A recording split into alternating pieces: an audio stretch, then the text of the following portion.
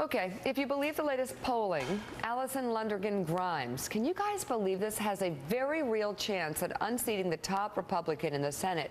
This didn't look like it could happen up until now. According to a new Kentucky Bluegrass poll, Grimes now leads Senator Mitch McConnell 46 to 44%. That's within the 4-point margin of error. A month ago, McConnell was up by 8 points in the NBC News Marist poll. It's not the only race, by the way, where Democrats are showing strength.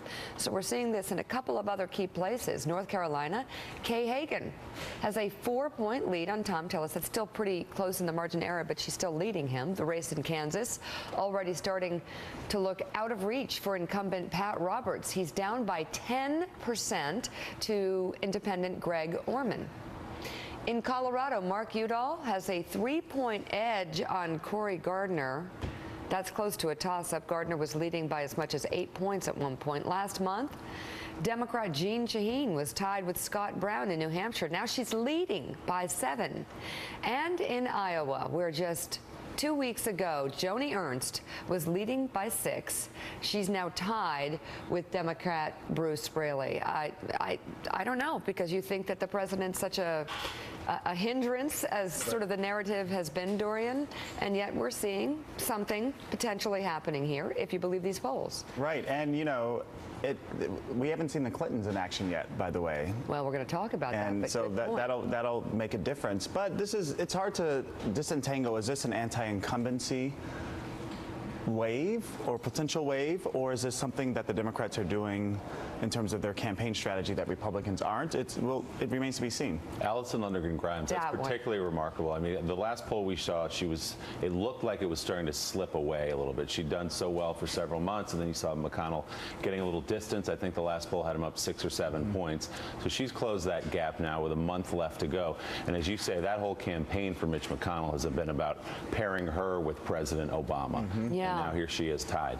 No, I find that to be extremely interesting to watch. In Alaska, Mark Begich has been losing ground to Dan Sullivan.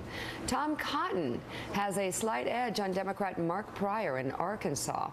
And the CBS News New York Times YouGov poll has Louisiana Senator Mary Landrieu down by 6 points to Republican Bill Cassidy. We're starting to see these races go back to sort of their set point. Right. And the set point is, let's just say it, a lot of Kentucky people can't relate to Mitch McConnell. Right. They may not agree with Allison Lundergan Grimes on a lot of issues, but they just can't relate to Mitch McConnell, and they're not going to get. So this one's going down to the end. And she and other candidates have run a very smart campaigns, distancing themselves from the president. Right, so as the former president Bill Clinton said in Arkansas yesterday, this is not a vote for Barack Obama. This is a vote for Mark Pryor or London Grimes or other particular candidates. This should have Republicans worried, by the way, for 2016, because they have a lot more seats to defend in 2016 than they do this year.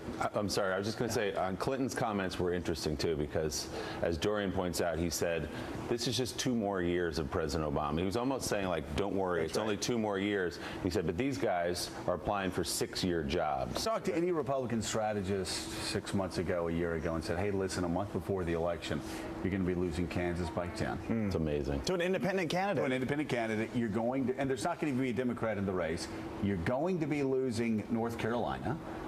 In some polls, you're going to be losing Louisiana. Arkansas is going to be splitting down the middle. I can tell you as Republicans, well, we're screwed. Iowa's tied right now. Iowa's tied. And by the way, the guy out in, I'm sorry, the Democrat out in Iowa is a clown. I mean, Democrats say quietly, that guy's a clown. He's ill fit for Kansas. He goes to Texas trial lawyers and say, hey, the last thing we want is somebody from Iowa, a dumbass Iowa farmer, basically is what he's saying, running, running committees. Although I would have Isn't he running said against Joni Ernst commercials. The castration candidate? I thought that those were brilliant commercials before, but clearly Iowa voters are thinking something else now. Well, I don't know. I think if you look at the trend, it's all decidedly against the Republicans right now. There are exceptions, right? But you even go to Scott Walker, a guy that I like very much, who is, the great hope for a lot of conservatives like myself. He may not even win this year. Well, he's being investigated for corruption. Yeah, go to Michigan. Go a state over to Michigan. One tough nerd. You know, the governor of Michigan. It's, you know, a year ago, everything looked great. Now, he's on the run. This is, and here's the thing.